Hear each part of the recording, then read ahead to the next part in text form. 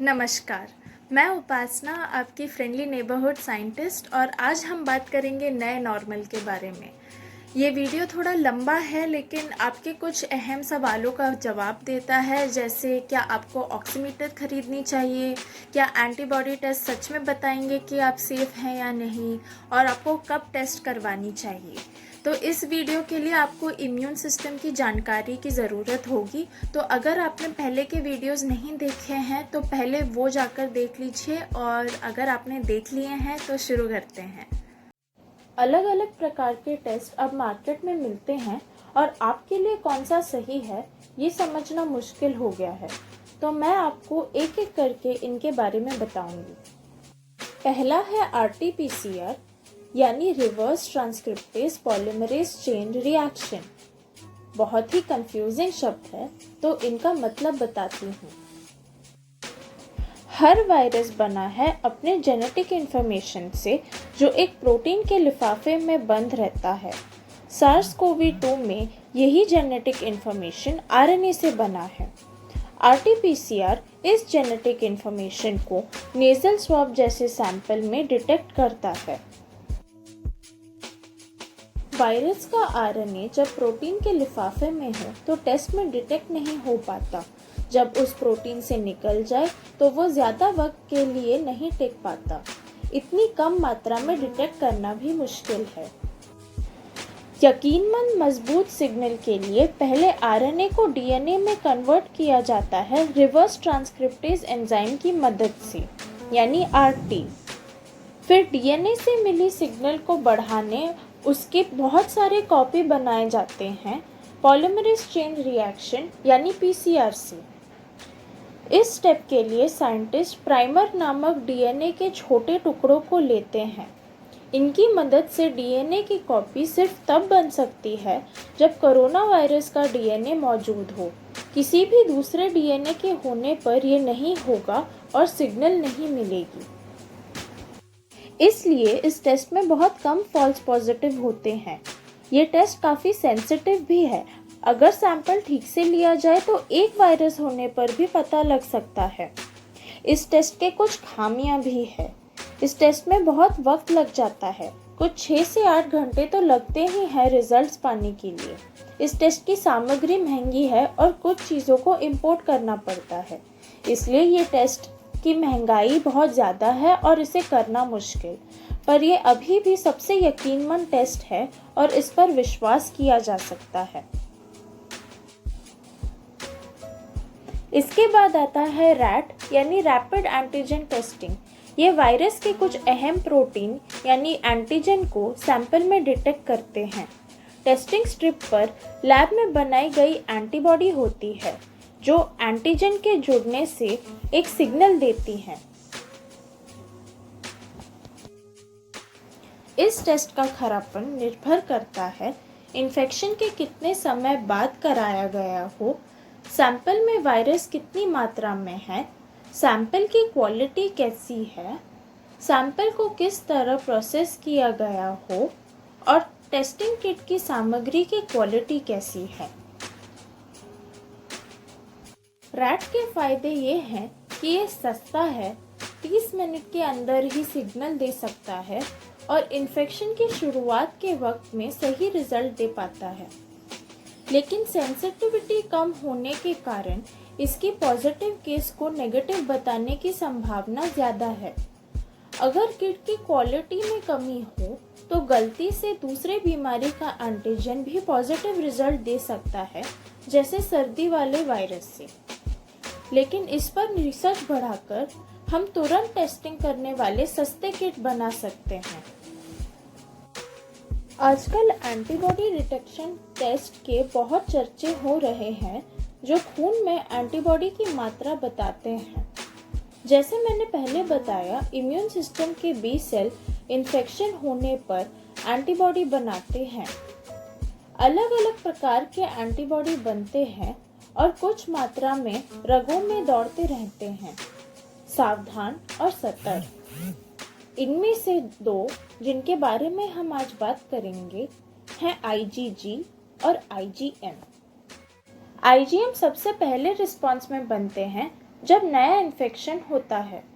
Infection के 1 हफ्ते के अंदर ही दिखते हैं और इन्फेक्शन के निकलते साथ ही वो भी निकल जाते हैं।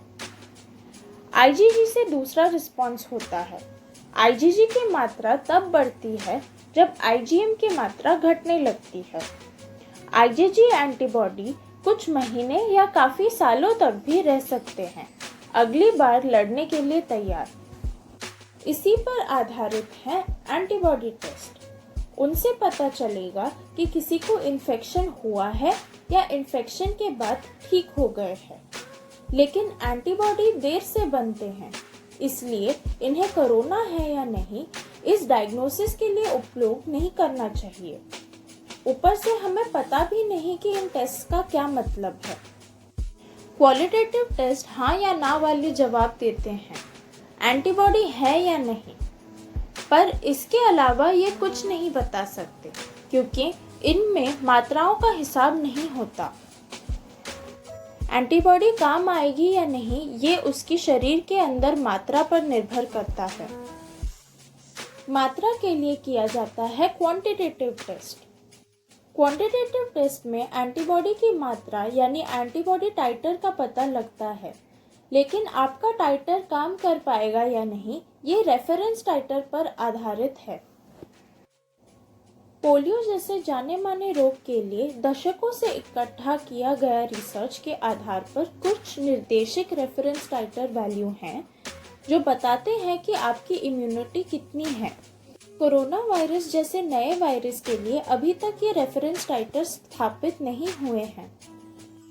एंटीबॉडी टेस्ट सिर्फ उन वैज्ञानिकों की मदद करते हैं जो इस महामारी को समझकर ट्रीटमेंट या वैक्सीन बनाने की कोशिश में लगे हैं। इनसे आपको कोई निजी फायदा नहीं होगा। जहाँ तक इम्यूनिटी के दावे हो रहे हैं, दुनिया में बहुत सारे केस है जहाँ शक है कि री इन्फेक्शन हुआ है, जैसे माहिम में एक नर्स है और नेशविल में एक फोटोग्राफर। तो इनमें इन्फेक्शन के कुछ महीने बाद ही दोबारा से उन्हें कोविड-19 पॉजिटिव बतलाया गया। कोशिश जारी है ये पता करने की कि ये री इन्फेक्शन के कारण हुआ है या उनमें कुछ बचा हुआ वायरस था जो दोबारा से एक्टिव हुआ है। अब हमारे हेल्थ केयर सिस्टम पे बहुत ज़ोर है, ज़ुकाम का मौसम है, टेस्ट बहुत महंगे हो रहे हैं और बहुत ज़्यादा कन्फ्यूजन है, तो आपको कब टेस्ट करवाना चाहिए? अगर आपको अन्य प्रकार के रोग हैं जैसे किडनी या हार्ट डिजीज़ या डायबिटीज़, कृपया अपने डॉक्टर से संपर्क करें। अगर आप स्वस्थ हैं और 18 से 50 की उम्र हैं तो डॉक्टर सुशीला सुरेश ने कुछ टिप्पणी दी है जिसका लिंक मैंने दिया है।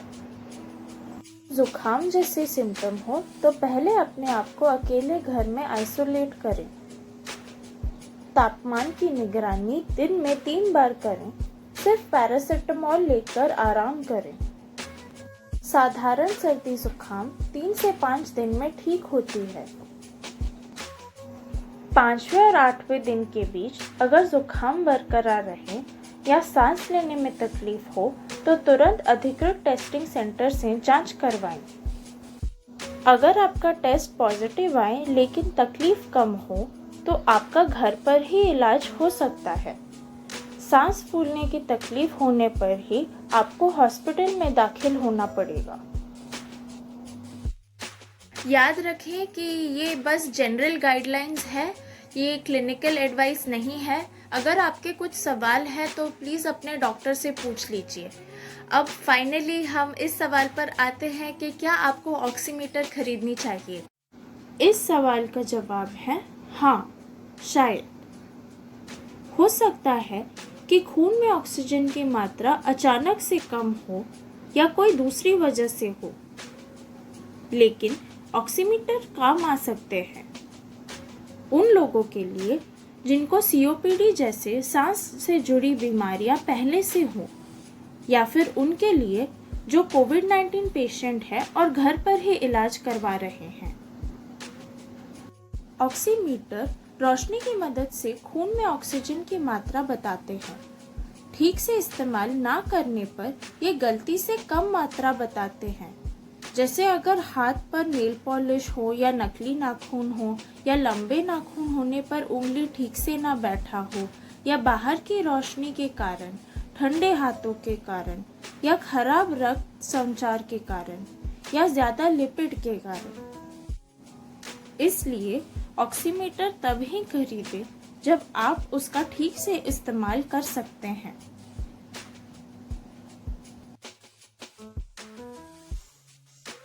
आज के लिए बस इतना ही। मुझे उम्मीद है कि आपको कुछ सीखने मिला और मज़ा भी आया। अगर आपके कुछ सवाल हो तो प्लीज़ उन्हें कमेंट्स में डाल दीजिए। मैं पूरी कोशिश करूँगी आपकी मदद करने की, और मैं चाहती हूँ कि आप उन कंपनी से बच के रहिए जो आपके डर का फ़ायदा उठाकर अलग अलग तरीके के किट आपको प्रमोट कर रहे हैं।